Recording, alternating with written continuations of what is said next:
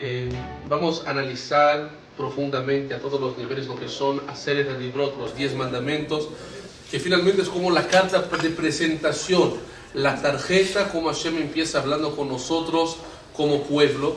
Y por esta razón quisiera analizar con ustedes profundamente, no nada más el texto conocido, ¿sí? Finalmente salimos de Egipto en el monte Sinai, porque en el monte Sinai es una montaña que no es demasiado bajita, pero tampoco es muy alta, representando la humildad, pero no el bajo autoestima, ¿sí? Y allá escuchamos como 3 millones de personas. ¿Por qué 3 millones aproximadamente? La cuenta es que la Torah habla de 600,000 hombres de 25 a 60 años. Entonces, si hacemos que es más o menos el mismo número, con menor de 25, mayores de 60 y mujeres, podríamos hablar de aproximadamente 3 millones de personas, que eran los Yehudim físicamente en aquellos tiempos. Pero aparte está diciendo que todos los judíos que iban a nacer en el futuro o llegar a ser judíos, sus almas estaban allá en aquellos momentos, que Ish Echad Belev Echad, como un solo pueblo, como un solo corazón, todos estábamos allá para recibir la Torah y transformarnos en un pueblo, conectarnos con Hashem, uno de los días más importantes, ya que en él nos hicimos un pueblo. Entonces quisiera analizar estos 10, más que mandamientos, Aseret HaDibrot son 10 palabras, ya que el primero no es un mandamiento como tal, no es una mitzvah, es más o menos palabras que Hashem dijo a nosotros y tratar de entender lo que está por detrás de eso de una manera interesante. Muy bien. El número 1 dice: Anoji Hashem Elokeja, Asher hotzeticha meretz Mitzrayim mibeit avadim. Yo soy el Señor tu Dios, debería estar escrito sin la I. Bueno, que te saqué de la tierra de Egipto, de casa de servidumbre. ¿Okay? Entonces, es la primera vez que Hashem se va a presentar oficialmente a nuestro pueblo. Antes de eso, ¿quién ya había escuchado la voz de Dios? Pues Adán, Caín, Abraham, Isaac, Jacob, Moshe, Aarón, Noah, Shkoyach, muy bien. O sea, hubieron hombres en la tierra que se comunicaron directamente con Hashem. Pero el pueblo completo escuchar una voz que diga yo soy Dios, todavía no habíamos escuchado eso. Hasta la actualidad Hashem se comunica con nosotros de distintas maneras. Pero aquí vemos que fue una comunicación directa con todo el pueblo. Entonces la gran pregunta que hacen muchos de los meforshim, de los comentaristas es: a ver, Hashem se va a presentar a nosotros por primera vez. Si yo me tengo que presentar, no voy a decir algo pequeño que hago. Voy a aprovechar y voy a tratar de dar la mejor de las impresiones y voy a tratar de... Es alguien que tiene 2 trabajos, uno es menos importante, el otro es más importante. A ver, Hashem efectivamente nos sacó de Egipto, pero antes de sacarnos de Egipto, construyó todo el universo, las galaxias, el fondo de los mares, los animales, el cuerpo humano, las plantas vegetales, todo el universo complejo tal como conocemos. Entonces la pregunta que hacen muchísimos comentaristas, hay distintas respuestas, es: ¿por qué Hashem cuando se revela a nosotros como pueblo no nos dice directamente, ¿saben qué? Yo soy el Dios que cree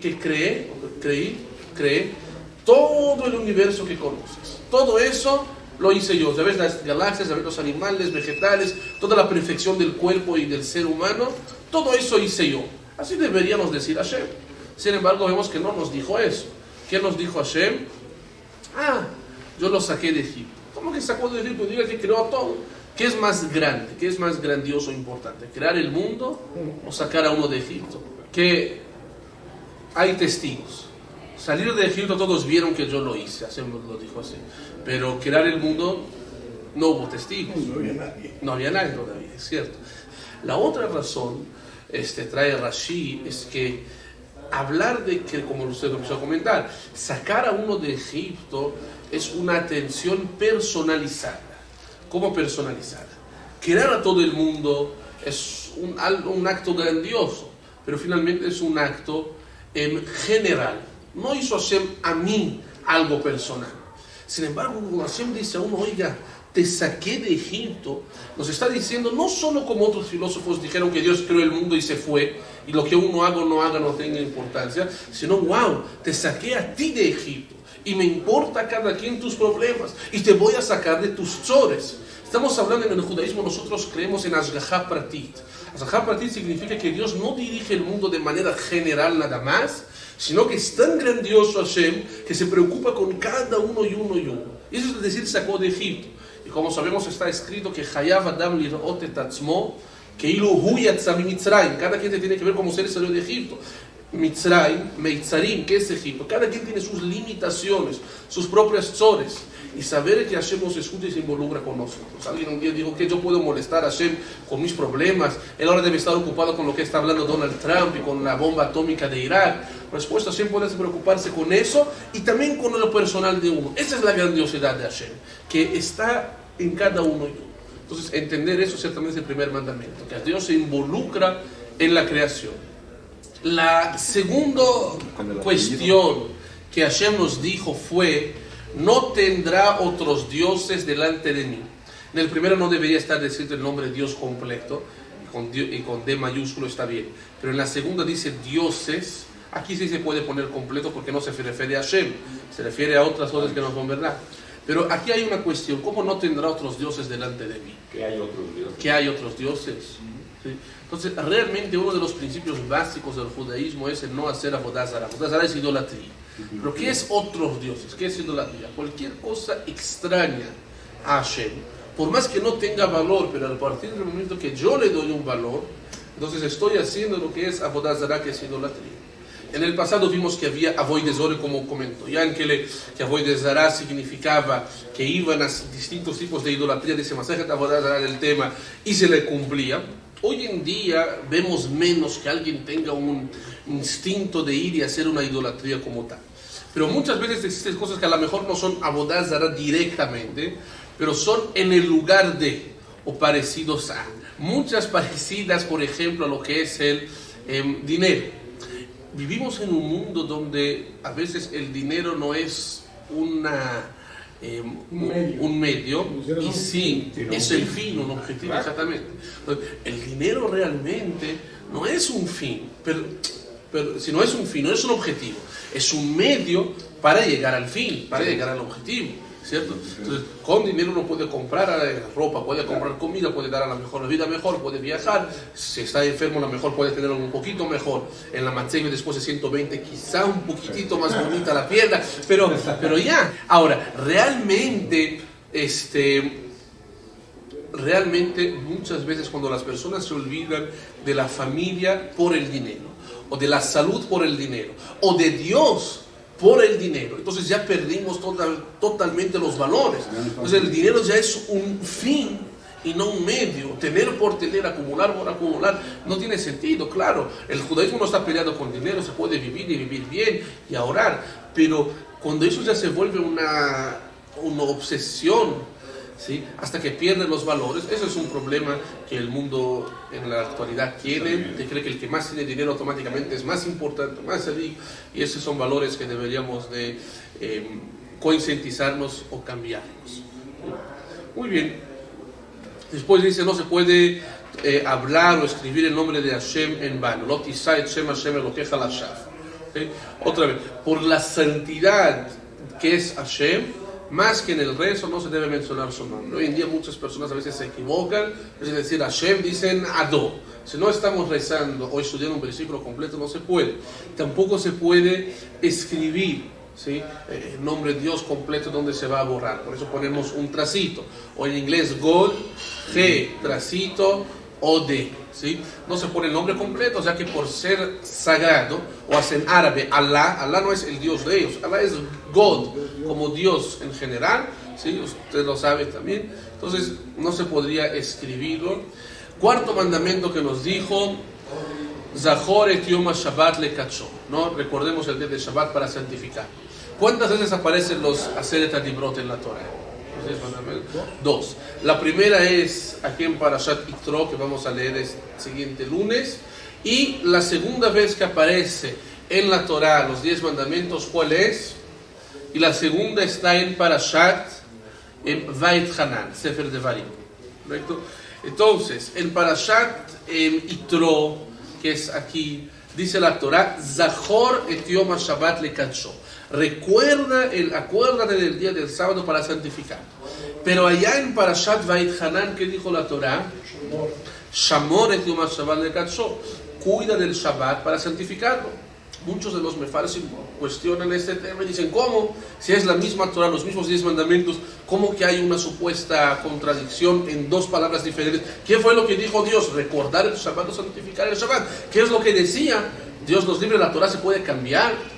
Y la respuesta conocida, que lo que cantamos en Lejado Di, Shamor vezachor bedibur echad ishmianu, etcétera, etcétera. Que es Shamor vezachor bedibur echad. Dios dijo Shamor, cuidar, y Zahor, recordar, bedibur echad, en una sola palabra. Es decir, nos dijo las dos cosas. ¿Cuál es la diferencia de recordar el Shabbat o cuidar el Shabbat? Nuestros sabios explicaron que son dos conceptos distintos que se deben de tener en Shabbat. Recordar todo aquello que se debe de realizar en Shabbat. Por ejemplo, decir el Kiddush, las 3 comidas de Shabbat, viernes en la noche, Shabbat en el día, son las Shlishit en la tarde. Obviamente los rezos, descansar. Eso es cuidar, ¿no? Eso es recordar. Por medio de decir el Kiddush, recordamos Shabbat. Porque en el Kiddush decimos Zecher Litziat Mitzrayim o Zikaron Lemase Bereshit. Todo eso, o sea, lo que sí se debe de hacer es considerado cosas para recordar el Shabbat. Por eso hago algo para recordarlo. ¿Qué es Shamor, cuidar? Lo que debo de dejar de hacer y así me cuido y no lo hago, ¿cierto? Todos los 39 trabajos prohibidos. No voy a prender el fuego, me cuido de no crear el día que Hashem no creó y así cumplo el pacto. Hoy en día, regresando al tema Shkoyach, se habla mucho de Shomer Shabbat. Shomer Shabbat es el que cuida el Shabbat. Hace como 50 años atrás, un rabino importante, dice el Rav Ovadia Yosef, el rabino de los Faradim, él creó un concepto llamado Zoher Shabbat. ¿Sí? Como hay Shomer, de Shamor, de cuidar, Zoher Shabbat. ¿Qué significa eso? Hay un tema en el cual, en teoría, como el Shabbat se consideraba un pacto con Hashem, que entonces la persona que públicamente y advertidamente profanaría el Shabbat, entonces hay una serie de leyes en las cuales no se le debería de considerar para varias cosas. Entonces hay una historia en donde la Rav Yosef fue ese rabino en Egipto, y Egipto no era una comunidad religiosa, y muchas de las personas llegaban en Shabbat, trabajaban, llegaban en coche, pero querían venir al sur o al Knis en aquel lugar. Y él hizo esta pregunta de Bajá, dijo que ¿a poco no los puedo considerar si son mitzibur? Entonces él creó un concepto basado en la Torah, obviamente, pero desarrolló una idea diferente. Dijo, a ver, cuando la Torah dijo que el que no cuida no está bien, se refería al que no cuida para hacer enojar a Dios, para hacer enojar a los demás, descaradamente. Estos efectivamente no cumplen al 100% con Shamor, con lo que deben dejar de trabajar, pero sí cumplen con Zahor, con lo que sí deben de hacer, porque dicen el Kiddush, porque hacen la Seudot, porque finalmente están viniendo al Shul. Entonces, dijo, no son Shomer Shabbat, pero son Zoher Shabbat. ¿Sí? Es decir, hacen la parte de Lizkor, de recordar, de lo que sí deben de ser. Entonces, por lo tanto, no los podemos poner a un lado y decir que no son tan mal. Y eso es algo que hoy en día hay que considerar mucho. O sea, hoy en día alguien que no cumple Shabbat no siempre es o la mayoría de las veces no es por hacer enojar que están en contra de Shabbat. Y muchas veces sí cumplen las tradiciones generales. Entonces, eso saber que también tiene un valor. Aunque obviamente lo ideal es cada quien llegar a ambas cosas para cumplir al 100.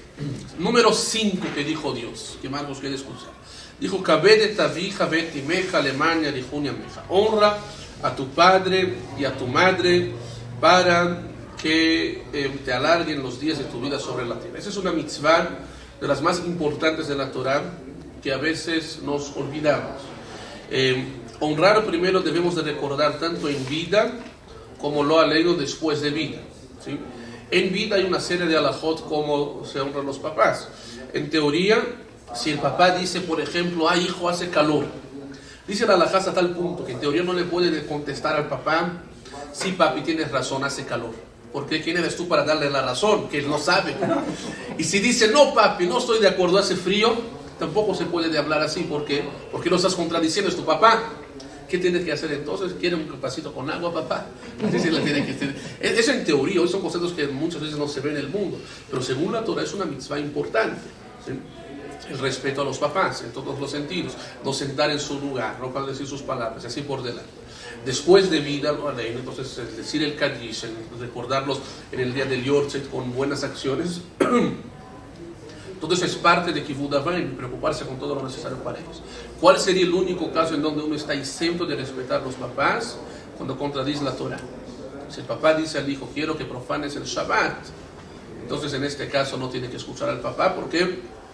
Porque el hijo puede decir, tú me creaste a mí, pero Dios creó a mí y a ti. Entonces Dios está arriba. Y Dios dijo, cuide el Shabbat, por eso está arriba. Y esa es la lógica.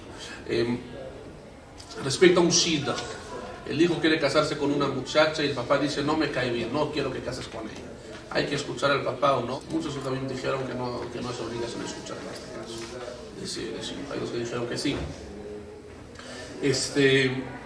Ahora, los papás tampoco pueden causar que los hijos lo van a desrespetar. ¿Cómo así? Yo no puedo poner una piedra en el camino para que el ciego caiga. Así tampoco puedo causar que alguien haga un pecado o causar que alguien no cumpla Shabbat. Entonces, el papá tampoco puede ayudar al hijo a desrespetar al papá. ¿Cómo se puede hacer eso? Entonces, la halajá, por ejemplo, dice que un niño con más de 10 años, el papá ya no le debe pegar. Y menos en la cara, en el rostro, que es más delicado, más sensible. ¿Sí? Cuando son pequeñitos así, para educarse, pero no descontarse de no. Porque hoy en día un niño mayor, ya adolescente, el papá le pega, le va a pegar 2 veces al papá. No, ni siquiera, lo mete a la cárcel. Lo mete a la cárcel. Sí, dice, tengo mis derechos humanos, derechos de niños. ¿Sí? Tampoco que el papá cause que el hijo se rebele contra él.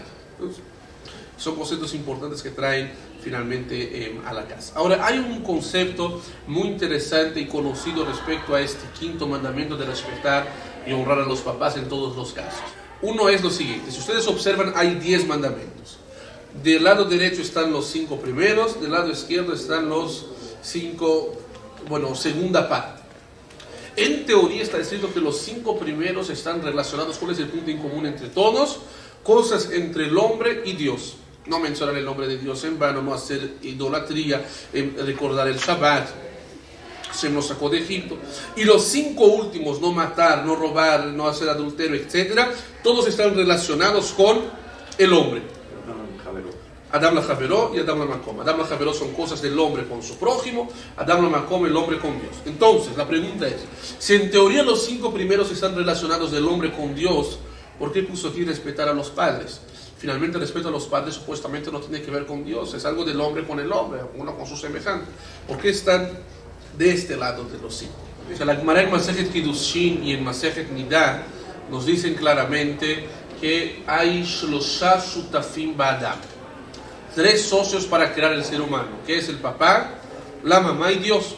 Según el Talmud, el papá pone la parte blanca del hijo, que son la piel, huesos, cerebro, etcétera, uñas, y la mamá la parte roja como sangre, venas, corazón, etcétera. Y Dios que pone, pues la Neshama, que es el alma, que permite a este muñequito hablar, pensar, actuar, expresarse, así por delante. El alma es como la pila del celular o la gasolina del coche. Si el coche puede estar, pero sin gasolina no arranca. ¿Sí? El muerto también, ahí está el cuerpo físico, pero no hay este espíritu de Dios que es eterno para seguir. Por lo tanto, respetar a los padres es como respetar al propio Dios, ya que fue socio con los papás para poder crear al ser humano. Muy bien, pues esa es la relación. Hablamos de los 5 primeros. Seguimos. Número 6, lo tirtzach, no matarás. Si Dios nos libre, estamos aquí sentados estudiando Torah y viéramos cómo sale un terrorista árabe lleno de bombas, gritando Allahu Akbar, Allahu Akbar, Allahu Akbar, y va corriendo hacia allá para explotarse. Alguien aquí tiene un arma. ¿Se puede matarle o no? ¿Se puede o se debe? Se debe, es una mitzvah. Entonces, ¿qué es no matarás? No matarás es no matar por matar. ¿Sí? Es más, es mejor morir que matar a alguien inocente según la Torah. Las demás mitzvot no, es mejor descumplir que morir. Pero esta no puedo matar a nadie. Pero Abba leorgeja, Ashkem leorgo, es un concepto que los Jajamim dijeron: si alguien viene a matarme y es por autodefensa, sí se podría. O lo mismo con una serpiente o algo del estilo, que sí se puede matar. Hasta hoy en día el ejército de Israel se llama Tzvah Haganah Israel, ¿no? La fuerza del ejército de defensa de Israel, no de ataque. ¿Sí? El mensaje está claro: no vamos a matar y atacar y conquistar por atacar, pero si van a atacarme, tengo el derecho de defenderme. ¿Sí? Ese es el principio básico. Ok. Número 7, no cometerás adulterio. Eso está fuerte. Lo tinaf. ¿Qué es adulterio? Adulterio pueden ser dos casos principales. El primero es una mujer casada que se va a lo aleino con otro hombre. Entonces eso es un pecado grave y prohibido por la Torah. Sí, porque aquí es matar, es robar, es destruir finalmente otra persona y otra familia. Según la Torah, si hay testigos, ya no pueden estar casados. Hubo un caso, si la propia mujer dice, yo estuve con otro hombre, pero me arrepentí, ¿se tiene que divorciar o no? Un día, no. Rafa David dijo que no. ¿Por qué no? Porque no hubo testigos. Pero ella misma está diciendo que lo hizo. Igual, lógicamente, si no hubo testigos que lo vieron entrar y salir con él. De eso hablamos de no cometer adulterio. Donde seguimos, no hurtarás. ¿Okay? No robar aquí incluye no secuestrar a una persona. Ahora, no robar, no nada más es, me robé su celular, hazme shalom, sí, se le devuelvo. Sino también, ¿qué incluye aquí? No se puede robar las ideas de una persona. El famoso, todos los derechos están derechos reservados, ¿sí? El chole no se le puede robar. El sueño de una persona, está dormido, ¿sí? Lo despierto. Tampoco se puede, si no es para que venga al rezo, al shiur, despertar por despertar a una persona está mal. Ok, para ir concluyendo. No hablarás contra tu prójimo falso testimonio. Eso está más que claro, ¿cierto? A veces en tiempos de un beidín hay que traer dos testigos. Entonces es un pecado muy grande que vengan dos testigos que saben que no fue verdad de que fulano robó, pero juran por Hashem, yo sí los vi robar. De acúmulo. Exactamente. Sí, falsos testimonios. El último de los 10 mandamientos, lo tahmot. Lo tahmot significa no codiciarás. No se puede codiciar ni la esposa del marido, hablábamos de eso en Chávez, ni la casa, ni la ropa, ni absolutamente nada del prójimo. Y aquí la pregunta que hacen los jajamim es interesante, es la siguiente. ¿Cómo la Torah me puede obligar a no sentir? Me puede decir no robar. Finalmente es una acción, un acto. Me puede decir no matar, es un acto.